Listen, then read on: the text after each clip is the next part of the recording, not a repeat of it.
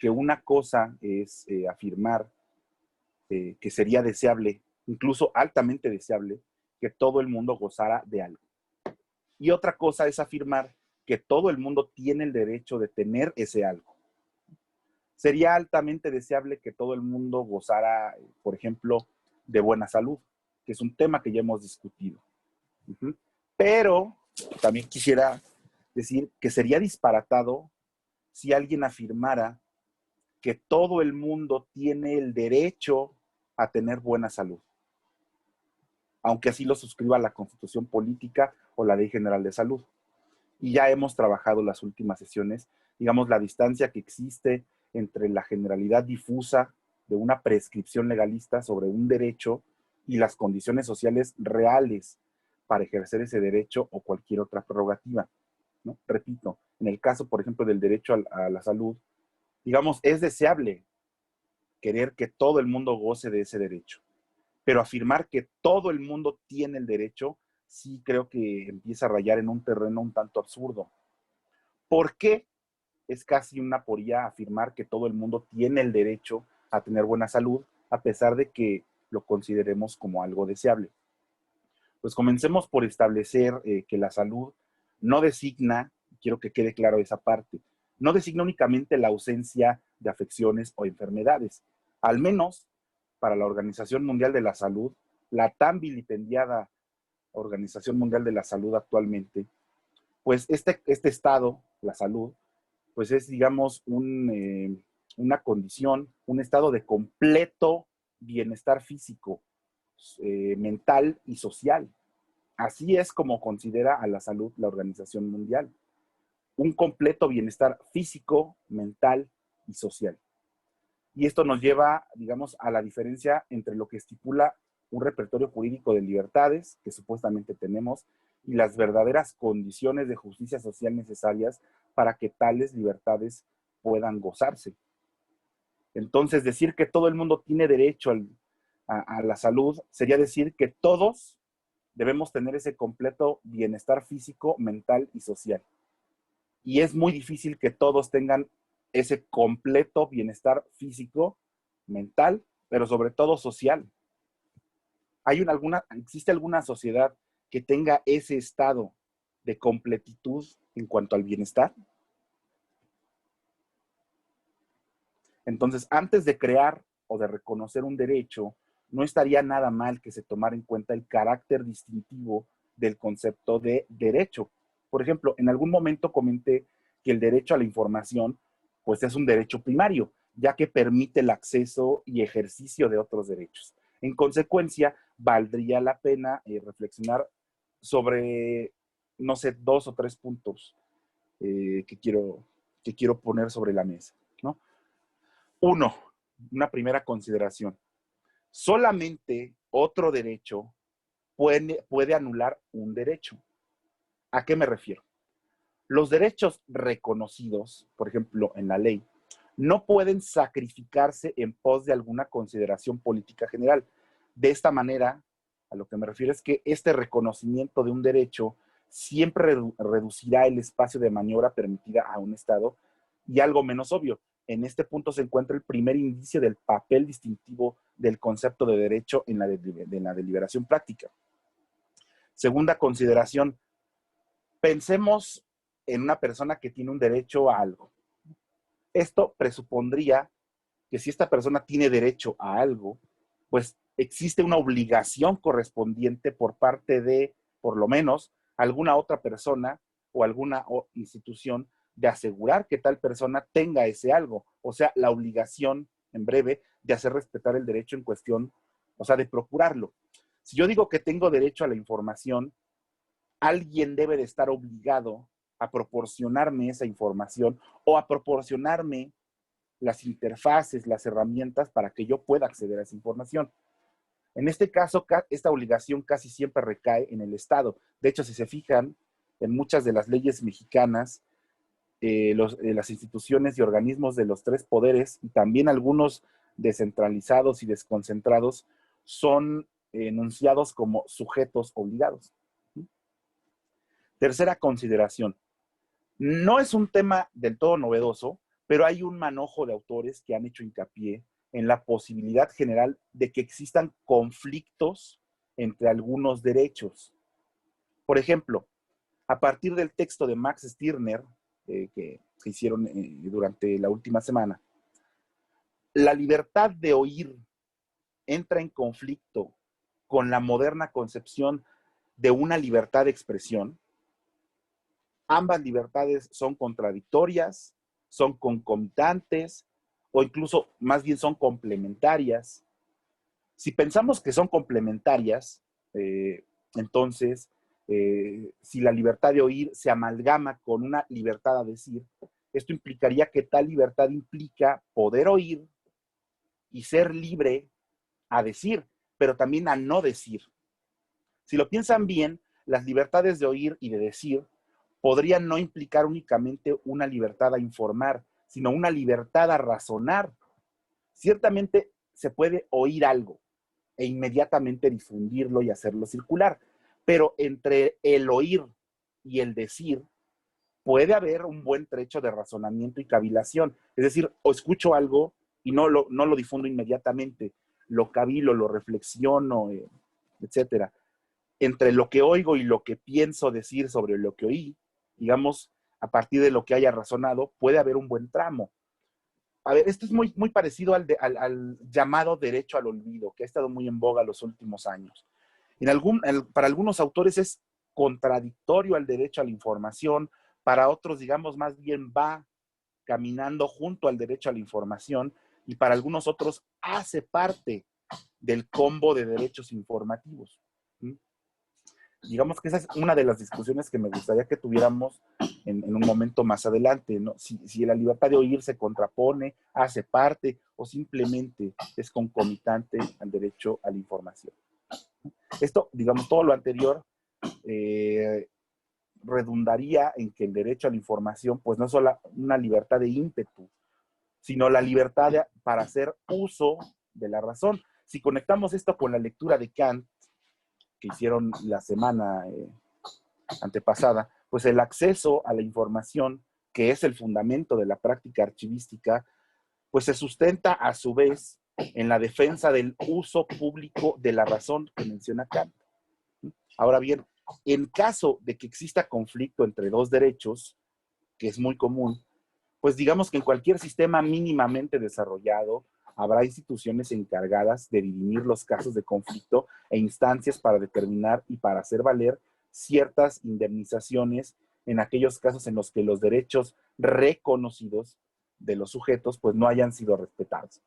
Tanto esa condición como la condición anterior sobre las obligaciones, es decir, si yo tengo derecho a algo, alguna institución o alguna persona moral estará obligada a procurarme ese derecho, digamos que estas condiciones serían esenciales para el carácter práctico del concepto de derecho. Si no se satisfacen estas condiciones, el discurso sobre los supuestos derechos, pues terminaría siendo nada más que una especie de buena voluntad. Y cuarta consideración. De maneras más complejas y sutiles, pues los derechos de una persona en un entorno social dado, entiéndase, la sociedad en donde se encuentra, en donde lleva a cabo su vida, en donde despliega su acción volitiva, pues están íntimamente relacionados con el asunto de lo que la sociedad razonablemente puede esperar dentro de ese entorno. Por ejemplo, dentro de la moralidad social pertinente, es decir, llamémosle código moral socialmente aceptado por todos, sería razonable que se tenga la expectativa de que todos respeten los derechos de los demás. Pero en los casos donde no se respetan los derechos en cuestión, también es razonable, desde el punto de vista de la misma moralidad social, que la persona reaccione con indignación, digamos, una indignación que podría llevarle en casos extremos a retirar o suspender su compromiso con la realización concreta de esa moral socialmente aceptada, es decir, y hace retirar y suspender su compromiso con las normas de reciprocidad y cooperación involucradas en esa realización.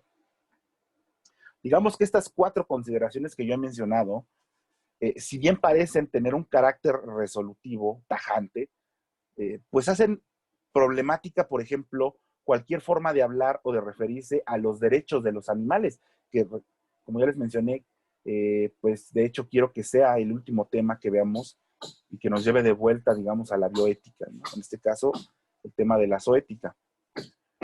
No es lo que quiero que abordemos, pero sí debemos delimitar lo que se invoca al hablar de los derechos de los animales.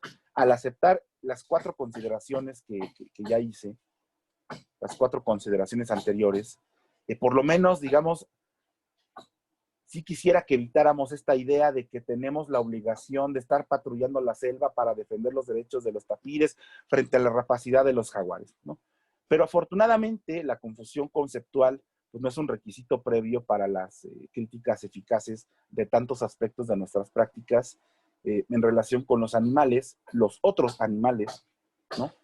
Conceptualmente, el problema moral, por ejemplo, con la tauromaquia, con la fiesta brava, pues es completamente diferente al problema moral de la tortura que sufre la gente en manos de la propia policía, eh, por ejemplo, ¿no? Digo, no es que uno sea más grave que otro.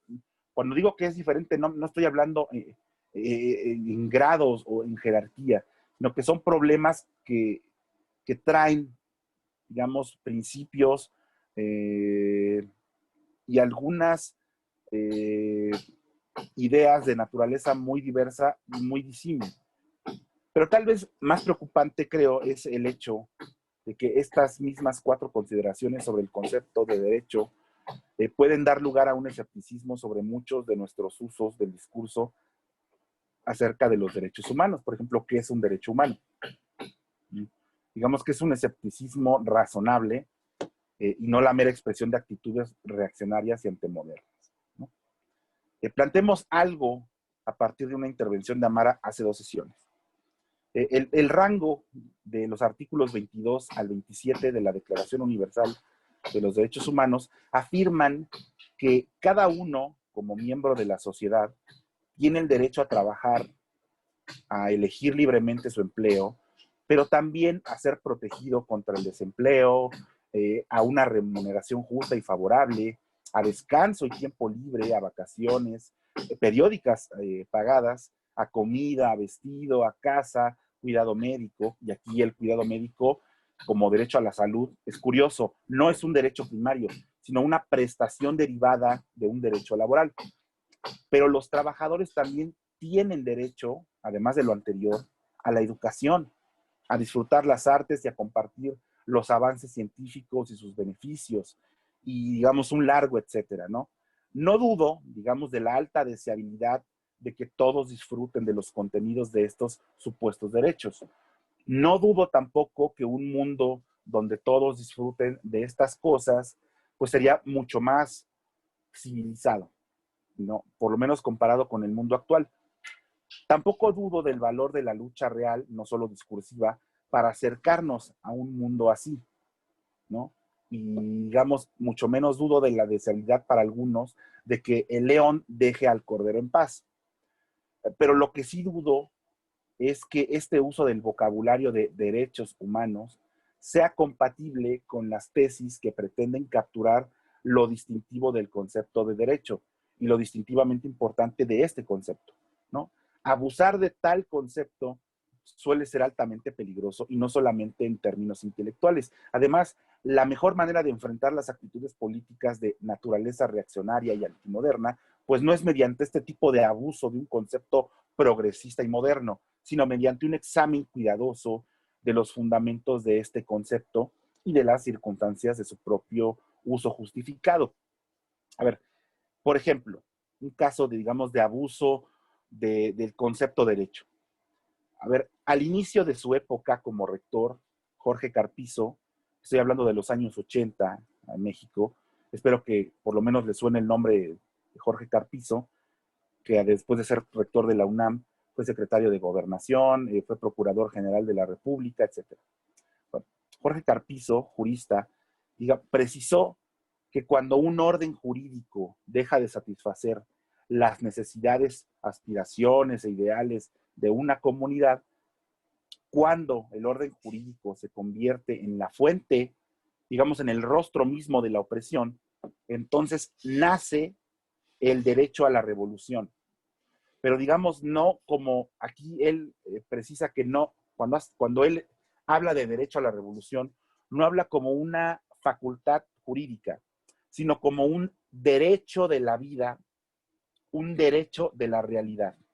Ojo, Jorge Carpizo no expresó un derecho a la vida, sino un derecho de la vida. O sea, la vida tiene derecho, lo cual es una enunciación un tanto extraña, como si la vida, o por lo menos eso es, digamos, mi apreciación intuitiva, como si la vida tuviera un derecho a preservarse a sí misma, tal vez. Ahora, esa enunciación fue muy polémica en su momento, ¿no? Todavía hoy se sigue discutiendo a qué se refería con derecho de la vida. Ahora, si bien esto suena intuitivamente aceptable y hasta inspirador, hablar del derecho de la vida, derecho de la realidad, o sea, esto es todavía más complejo. La realidad tiene derecho, pero como si la realidad ya estuviera definida, o sea, hay la realidad y esa realidad tiene derecho a preservarse. No sé, me parece una enunciación muy extraña, ¿no? Repito, aunque digamos esto pueda parecer un tanto inspirador, sí debo expresar mi falta de entendimiento preciso sobre esta manera de hablar, al invocar de un derecho de la vida, un derecho de la realidad. Digamos que fuera de su papel primario alegórico, pues sí resulta muy extraña tal afirmación, por diversas vías. Pero lo que más me llama la atención es esta referencia de Carpizo a las necesidades de los miembros de la comunidad y al peligro para la estabilidad de la comunidad que surge cuando se descuidan esas necesidades. Una manera obvia de reducir el riesgo de que la ley no atienda esas necesidades sería precisamente el reconocimiento de los derechos correspondientes, aunque dicho reconocimiento estaría sujeto, por supuesto, a la condición de que sea compatible con las consideraciones sobre el carácter distintivo del concepto de derecho con las otras consideraciones que ya mencioné. La sugerencia sería entonces que la mejor manera de entender muchos de los derechos reconocidos actualmente, por lo menos en el orden jurídico mexicano, ¿no?, incluyendo los derechos humanos, pues tendría que hacer referencia a diversas necesidades de los seres humanos, ¿no?, a diversas cosas que necesitan para evitar el daño y para vivir bien. Yo creo que resulta instructivo que esta sugerencia estructuralmente análoga que postula derechos correspondientes a las aspiraciones e ideales de los miembros de la comunidad, pues tiene mucho menos fuerza. Pero aparte de las consideraciones que ya mencioné anteriormente, hay que entender esta sugerencia con ciertas reservas. Primero, la sugerencia es que muchos derechos surgen debido a la existencia de estas necesidades correspondientes, ¿no? Y esto es perfectamente compatible con la posibilidad de que otros derechos, incluyendo derechos humanos, pues tengan su fundamento en otros tipos de consideraciones. Está, por ejemplo, el carácter heterogéneo de los derechos humanos. Y esto bien podría ser su reconocimiento tácito de la necesidad de frenar la propensión a buscar una teoría monolítica del asunto en cuestión. Por ejemplo, teoría general del derecho a la información, teoría general del derecho a la educación, teoría general de los derechos culturales, ¿no? Segundo, esta sugerencia, digamos, presupone que tenemos, y de hecho sí la tenemos, una teoría más o menos adecuada de las necesidades, no una gran teoría, ¿no? Una teoría que sirve para enfatizar el aspecto de heterogeneidad y que reconoce explícitamente el carácter esencialmente discutible de muchas cuestiones sobre las necesidades. Me parece una postura razonable que se tomen en cuenta las consideraciones ya expuestas, junto con otras relativas, por ejemplo, a los recursos económicos, a los recursos tecnológicos, etcétera, para determinar que hay derechos humanos correspondientes a ciertas necesidades humanas básicas, a otras graves, a otras urgentes, a otras no sustituibles, a otras universales, etcétera. Sean estos derechos jurídicamente reconocidos o no. Aquí sí, aquí sí no importa que estén propiamente plasmados en el repertorio de leyes, en este caso para el Estado de Derecho mexicano.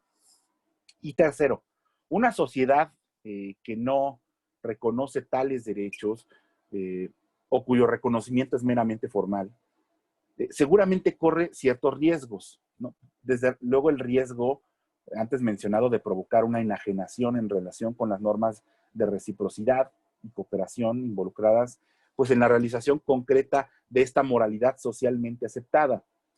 Y también el riesgo, digamos, de una revolución a la que ya aludió Jorge Carpizo. Pero tal vez que no debamos ser pues demasiado optimistas ni acerca de la inevitabilidad, ni acerca de la eficacia de la aparición de esos riesgos. Las sociedades manifiestan pues una asombrosa capacidad de desviar el fenómeno de enajenación, logrando así una reducción dramática en las posibilidades prácticas de sentir esta indignación moral a la que ya aludí hace un momento, y siguen mostrando una gran capacidad de neutralizar las iniciativas revolucionarias, ¿no? Es decir, cualquier intento de manifestación de una revolución, por muy moderada que sea, me refiero moderada en cuanto a su alcance, pues pareciera que las sociedades modernas tienen esa capacidad de adormecer y de apagar ese ímpetu entre quienes tratan de proponer algún tipo de movimiento revolucionario. Pero lo que está en juego no es solo un consejo de prudencia a los gobernadores al estilo de Machiavelli. Lo que está en juego, o de Max Stirner, como ustedes lo pudieron apreciar, lo que está en juego tampoco es solo, digamos, el hecho de un asunto que atañe a riesgos para la estabilidad social. Y tampoco está en riesgo únicamente un requisito de cumplir con este estatus de modernidad. Lo que también está en juego es una cuestión de moralidad, ¿no? Y tal vez las referencias al asunto de lo civilizado, que me parece muy problemático el concepto, sean un reconocimiento tácito de este punto, o tal vez al reconocimiento de los riesgos que suelen acompañar a las campañas políticas, por ejemplo, que se fundan en proyectos de renovación moral, como la de Miguel de la Madrid en el sexenio en el que yo nací, por cierto, que hablaba de una renovación moral. Y ya para finalizar la primera parte de la clase, quiero decir, solamente quisiera añadir dos breves comentarios. Primero, que este escepticismo de la tradición liberal, en el sentido de que el poder tiene un carácter intoxicante, pues ha sido en muchos casos un factor importante para la génesis y el desarrollo de las estructuras políticas democráticas. Y segundo, y más personal, la misma creencia en el valor de la libertad, que es la misma creencia en la autonomía de la gente y en sus libertades subjetivas, es una creencia moral. Y tal vez esté por demás decirlo, pero no debe malinterpretarse la crítica sobre lo que se entiende sobre los derechos humanos, la crítica que estoy haciendo.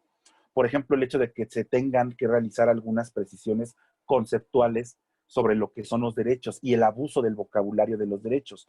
Digamos que esta crítica que estoy realizando no constituye de ninguna manera una razón para oscurecer la naturaleza de mi compromiso con los derechos humanos, que es un compromiso eminentemente, aun cuando no exclusivamente, de índole moral.